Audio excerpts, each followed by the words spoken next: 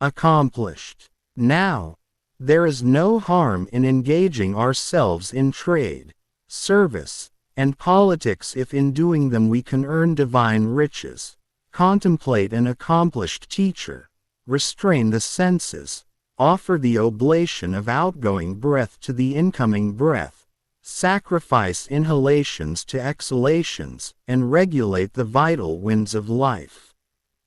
But we know that it is not so. Yajna is the only exercise that transports one to God the very moment it is complete.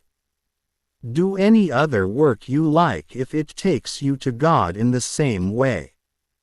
In fact, all these forms of yajna are but internal processes of contemplation, forms of worship which make God manifest and known.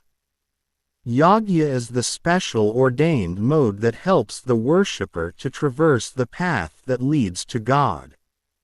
That by which this yajna is accomplished, regulation and serenity of breath, is action.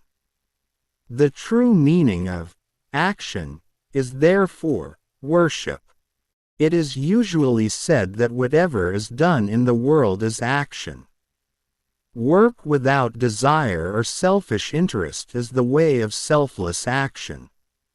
Some feel that it is action if they sell imported fabric for greater profit. They feel they are men of action. For others, dealing in indigenous goods to serve the country is the way of selfless action. If one acts with dedication or trades without thinking of profit and loss, that is the way of selfless action. Fighting a war or contesting an election without thought of winning and losing makes one a doer of selfless action. But these deeds cannot bring salvation. Lord Krishna has said categorically that the ordained action is only one, and he has told Arjuna to do it.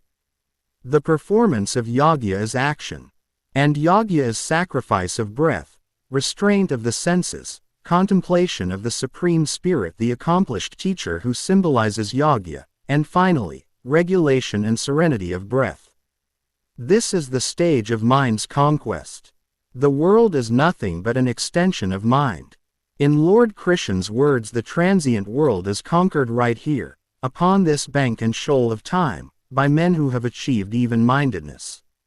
But what is the relation between such? One, you thought, equanimity of mind and subjugation of the world.